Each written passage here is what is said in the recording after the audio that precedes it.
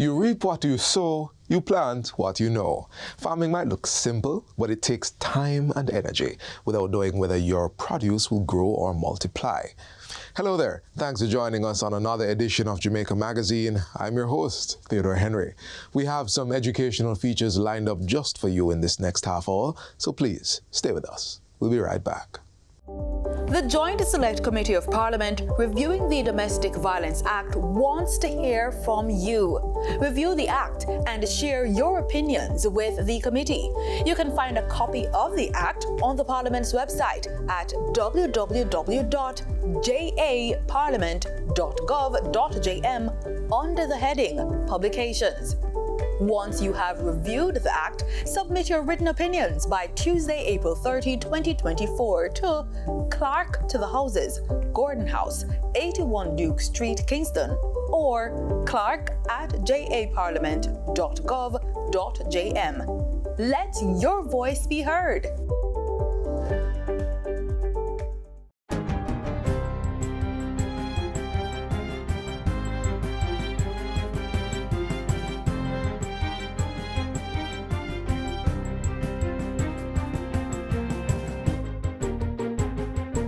Good day, I'm Lisa Rowe and this is your JIS News for Wednesday, April 24, 2024. The government of Jamaica has confirmed its recognition of Palestine as a state. The country now joins 140 member states of the United Nations, UN, sharing this position. The information came from the Minister of Foreign Affairs and Foreign Trade on Monday via a press release following deliberations of the cabinet that same day. Portfolio Minister Senator Kamina Johnson-Smith says the decision is aligned with the country's strong commitment to the principles of the character of the United Nations. These principles, she indicates, seek to engender mutual respect and peaceful coexistence among states and the recognition of people's right to self-determination. Providing further context, the release says Jamaica is concerned about the war in Gaza, the ever-deepening humanitarian crisis, and advocacy for a peaceful resolution of the Israeli-Palestine conflict. The Foreign Affairs Minister reaffirms Jamaica's support for an immediate ceasefire, the release of hostages, and increased access to humanitarian aid for the people of Gaza. Finally, Minister Johnson-Smith says Jamaica continues to advocate for a two-state solution as the only viable option to resolve the long-standing conflict. Jamaica also continues to support all efforts for de-escalation and the establishment of lasting peace in the region. The Jamaica Box Site Mining Limited (JBM) is set to jumpstart a $445 million industrial project to boost agricultural development in rural areas. Minister of Agriculture, Fisheries and Mining, Floyd Green, made the announcement earlier today at the post-cabinet press briefing. Minister Green revealed that the initial phase of the 101 Industrial Park project would see the establishment of a development park in southeast St. Anne. To undertake the project, he said the ministry would utilize mining land formerly owned by Reynolds Industrial Park that is now in ruins. Construction and rehabilitation of the site is expected to run for 9 to 12 months. We'll be doing warehousing, we'll be looking to position that area as a pathway to economic prosperity. We do see an employment factor of about 100 jobs directly, and this is just phase one. Stressing the importance of this initiative, Minister Green says the project will also offer aspiring farmers access to land at a reduced rate. Meanwhile, he says the ministry is also in the early stages of developing a commercial zone and a housing complex, which will be revealed later this year. Two critical pieces of legislation have been tabled in Parliament, with amendments to support the minimum wage increase that takes effect on June 1. They are the National Minimum Wage Amendment Order 2024 and the Minimum Wage Industrial Security Guards Amendment Order 2024. The motion was moved by Minister of Labour and Social Security Pernell Charles Jr. on Tuesday. The national minimum wage will increase to $15,000 per 40-hour work week. This rate is the same for the industrial security guards. Similarly, for work done during any period not exceeding 40 hours, that will move to $375 per hour. In relation to time and a half, there has been an increase to $562.50 per hour for work done in excess of 40 hours in any week. Double time will increase to $750 per hour for work done on a rest day or on a public holiday. I want to use this opportunity to appeal and to strongly urge all employers, particularly those with the means to do so, to offer their workers compensation that exceed the minimum threshold. And I want to use the opportunity as well to applaud all of those employers who are already doing so. The government has filed an appeal to resolve the retirement age dispute in a recent court ruling concerning the tenure of Paula Llewellyn as the country's Director of Public Prosecutions, DPP. Last Friday, the Constitutional Court struck down an amendment that allowed Mrs. Llewellyn to elect to stay in office beyond her 63rd birthday as unconstitutional.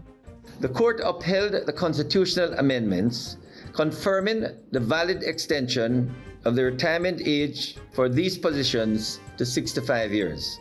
Despite this affirmation, the court ruled that the current DPP, Paula Llewellyn, could not remain in her position until age 65, creating a significant contradiction within its verdict.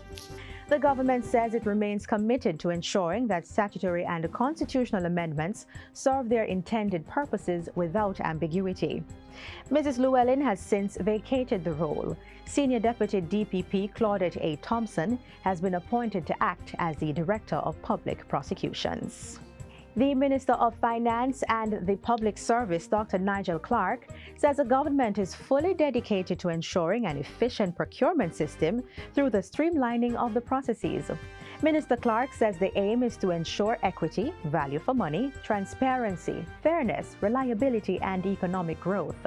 We're going to take out one of the layers in the system by abolishing the sector committees.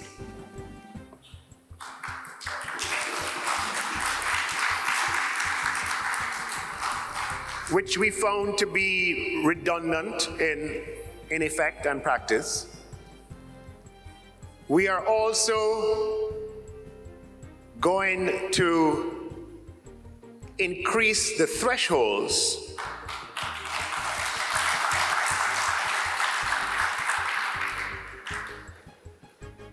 and the third hard change that will be made is to abolish the mandatory 10-day standstill period. The finance minister was speaking at the opening of the Elevate Procurement Conference held at the Montego Bay Convention Center on Tuesday. The minister further states that the Office of Public Procurement Policy will publish benchmark timelines for the different stages of the procurement process. This aims to set clear expectations and improve accountability. And the good news with an electronic procurement system, we will be able to measure and report on how entities are performing with respect to these benchmarks. And finally, government lawmakers paid a glowing tribute to retired clerk to the Houses of Parliament, Valerie Curtis, during Tuesday's sitting of the lower house. Prime Minister Andrew Holness recalled Ms. Curtis's guidance and expertise in navigating the complexities of parliamentary procedures. Our retired clerk was again an indispensable and invaluable resource in ensuring that the order of the House, in terms of its business and procedures, was well maintained. Tributes continued with the Speaker of the House of Representatives, Juliet Holness, and the Leader of Government Business, Edmund Bartlett. She has commendably led her staff in providing the necessary procedural and administrative support to the members of both houses. During her time at Parliament, Ms. Curtis displayed a commitment to upholding parliamentary ideals, even as she displayed a people-centered approach to parliamentary administration. Ms. Curtis operated at the national level, providing sound procedural advice and being a competent administrator. Prior to her appointment as a clerk of the House of Representatives in July 2021, Ms. Curtis was the acting clerk in 2020 and deputy clerk in 2006. She was conferred with the Badge of Honor for Meritorious Service and the Order of Distinction Commander Class for her service to the Parliament of Jamaica in 2014 and 2020 respectively. Prime Minister Holness noted that Ms. Curtis had earned the respect and admiration of her colleagues and the nation. And that's it for JIS News Today. I'm Lisa Rowe. Thanks for watching. In a quest to integrate new technology and reduce carbon dioxide emissions in the country, the government is adding a fleet of electric buses that are more environmentally friendly. We'll look at the pilot program that's informing the future of bus transportation.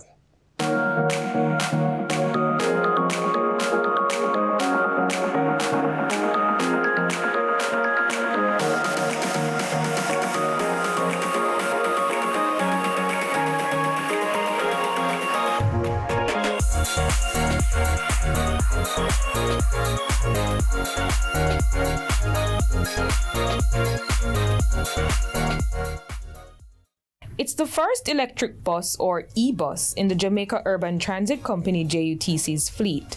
The electric bus pilot program was rolled out on April 18, 2023 to test its performance on Jamaican roadways and determine the use of electric buses in the future of public transportation. We visited the JUTC's Spanish Town depot to learn more about the electric bus and experience the ride. The use of electric buses form part of the government's push to incorporate environmentally friendly technology in the public transportation system.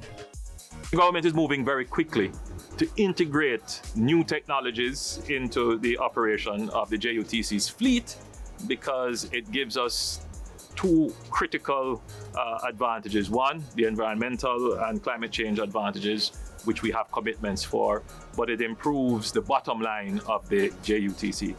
Electric buses are known for zero to low emission of toxic carbon gases.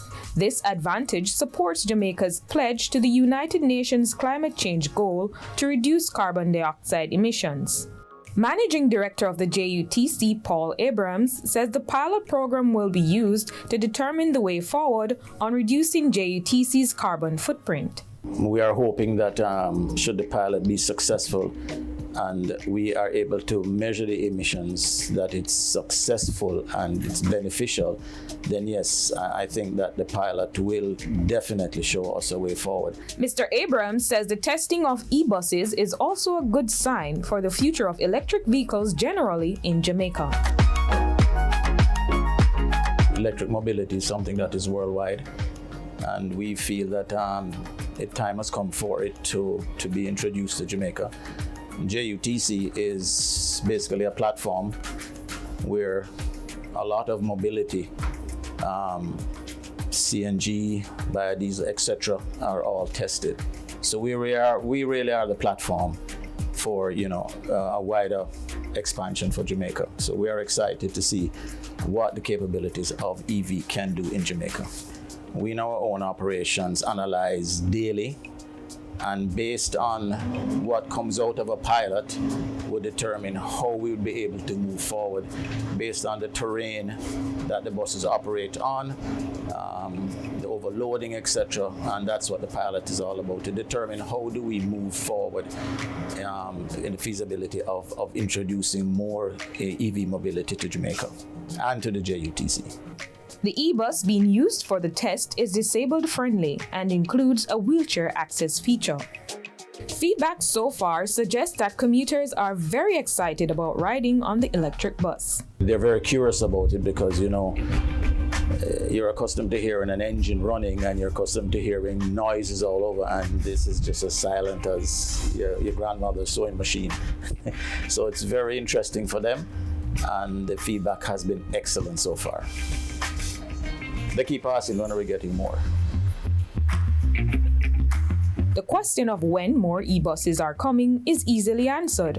What will happen long term will only be determined after the pilot testing phase is completed.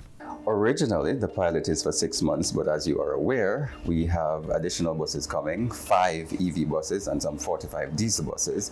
We are thinking that it is important that we expand the pilot program to 9 months. In that way, we can gather as much information as possible to determine the way forward. We explored some of the e-bus's amazing features.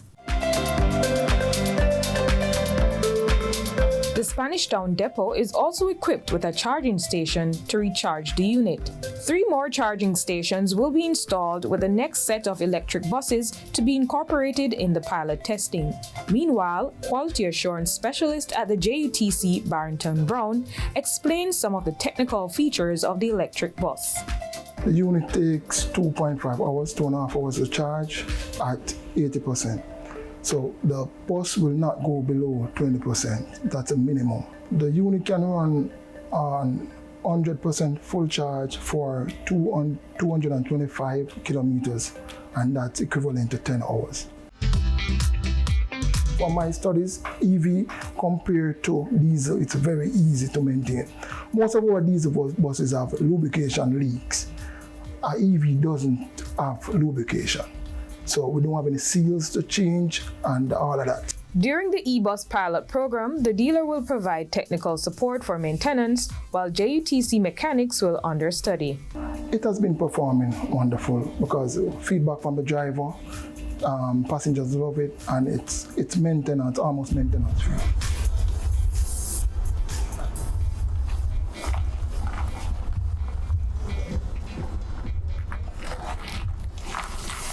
The government is committed to driving the quest to preserve Jamaica's environment and people through cleaner technology. The electric bus pilot program is one of several stops on the road to modernizing Jamaica's public transportation sector.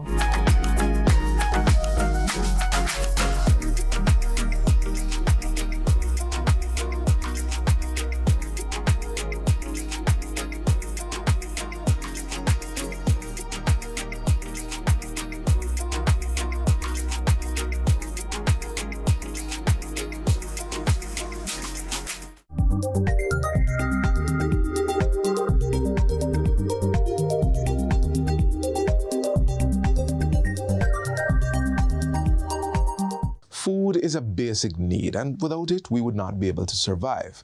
Most, if not all, students find it very difficult to learn when they are hungry. One school is playing its part by providing food for the students in need. Come, we'll show you how.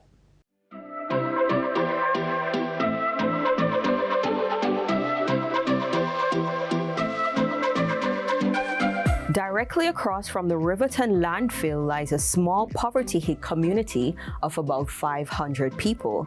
There, you'll find an established preschool that educates roughly 56 local children. This beam of promise not only offers their children a grassroots education, but has served the students in ways that have brought a sense of hope within the community. And this is their tale. I became the principal 2005, September. When I came here, the Kalala Muse Basic School was governed by St. Patrick Foundation. We have 2 rooms, 1 kitchen and 2 bathrooms. So coming to Kalala Muse Basic School, it was a little new thing for me because where I was before, I had my own office. So this is what I have to start with. While that was going on, many of the little ones were being dropped off at the school without a meal to start the day. But a cup of tea a day can help to keep the worries at bay. I have 6 children, and 4 of my 6 children came here. Sometimes I don't have anything to give my child to come to school. So when Miss Black keep the PTA meeting and suggest about the breakfast club, I just said I will volunteer because I know sometimes we really don't have the breakfast to let them come to school, and then sometimes we not even have the breaks. Miss Black realized that I can cook, so she offered me the job and I take it. sometimes with the porridge for breakfast. We will do fried dumpling and cinnamon. Sometimes it's just like omelette, egg omelette, Milo tea. But one particular morning, I was very busy going from the kitchen to the office and through the classrooms. I was going on my way to my office, but I looked around and I saw this little one, his face looked droopy, and so I turned around and said, "You're okay?" And maybe he was trying to explain, but he was so ill. And I said, "You feel sick?" And I said, "Did you have breakfast this morning?" But he did not know what I was asking about breakfast. I said, "You drink tea?" And him do like this, "No." I said, "You don't drink no tea?" I said, "I'm gonna give you some tea." So I rushed to my office and coming out back to go right to the kitchen to prepare something for him. And I hear like, somebody vomit up. But his mom didn't left the compound as yet. And his mom came in. And I said, "You never give him no tea?" And she said, "No, miss, me never have any money. But me buy him one bag juice and I eat, me give him." And trust me, that did something deep in my core, deep in my soul. It affected me so much. And I said, "No, even little tea water I'm gonna start with." But we are sending them a school because we know say Miss Black now gonna turn them away from the lunch room. We send them see me. Trust me, when you start something, it will attract people to come and help. And this is how everything started coming in. And since I started it, we have several different organizations come to just help. And one such group is the New York-based church Perfecting Faith Ministries, which is being led by Pastor Donnie McClurkin. I was introduced to Kalamazoo News maybe about 12 years ago. And we came and we did some medical and dental work here with the kids. And it's become an annual thing every year since then, with the exception of the 1 year during the pandemic. But this is my home now, and we've adopted it. It is, we sponsor it every month with a stipend. And we are totally behind 100% what the principal is doing here. And we look forward to seeing it grow. We really do.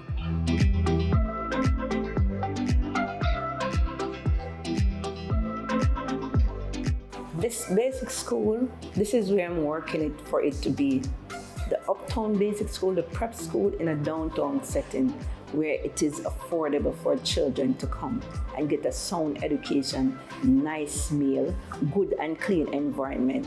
So I'm not the principal that really stay in the classroom and the business with school business. No, I'm business with the community business because that's where it starts first. If I want to change a nation, if I want to empower and grow champion, I have to be involved in the life of the people.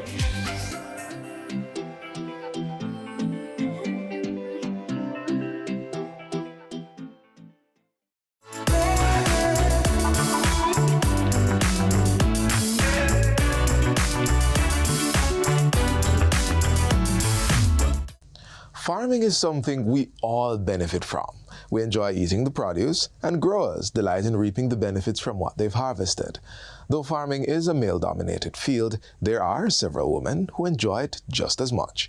Let's look at this woman's story on her journey to farming.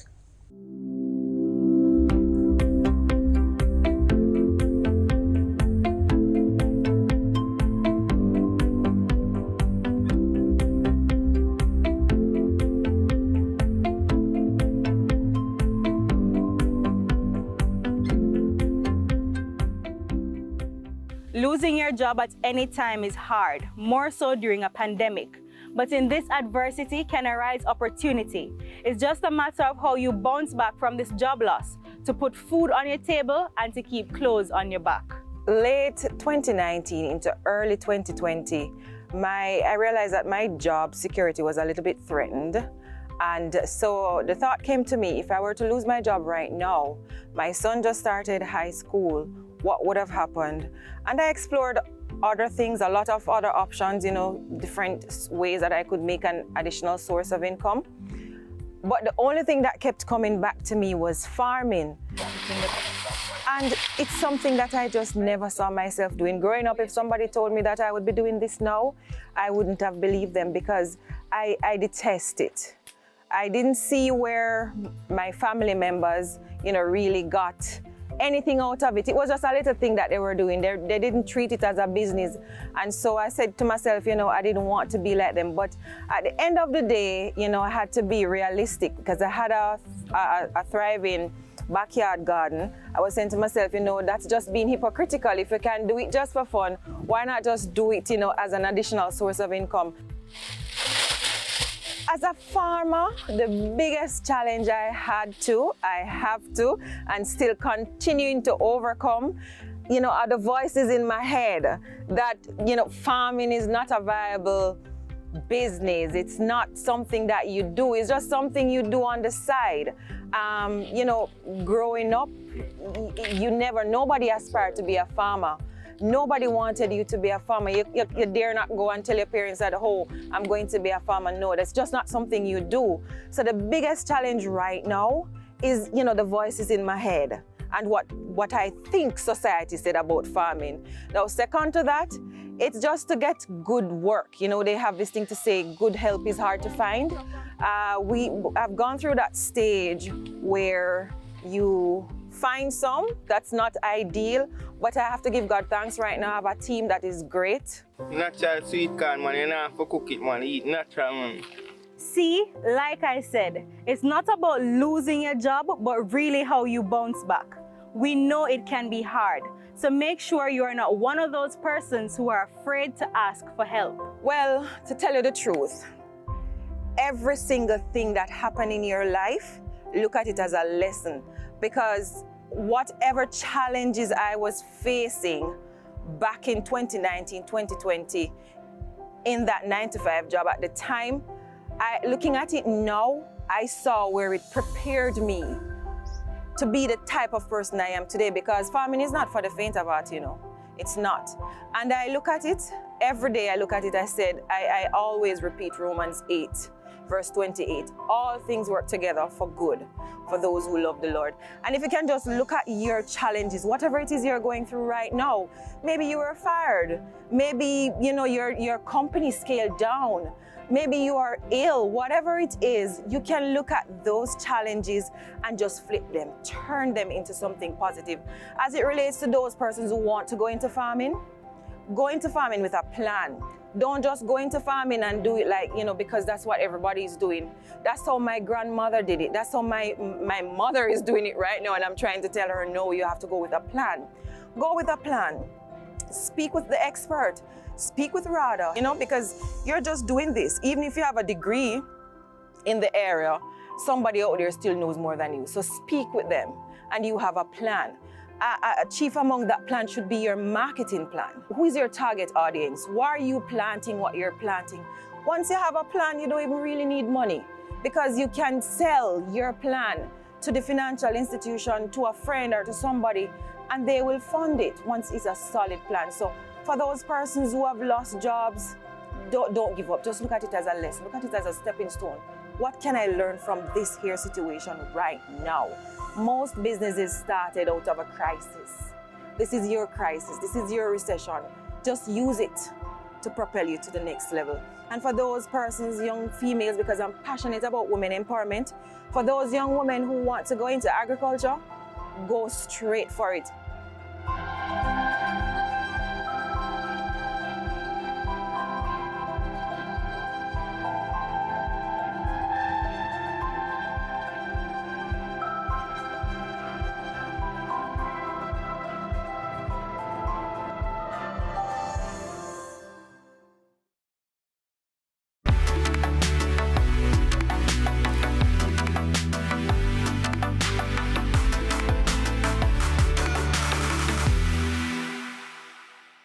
Can you believe it? We're at the end of yet another show, but be sure to join us tomorrow on this station for all the information you need to know. Until then, visit our website, jis.gov.jm, for this and more offerings. On behalf of the entire production team, I'm Theodore Henry, signing out for today.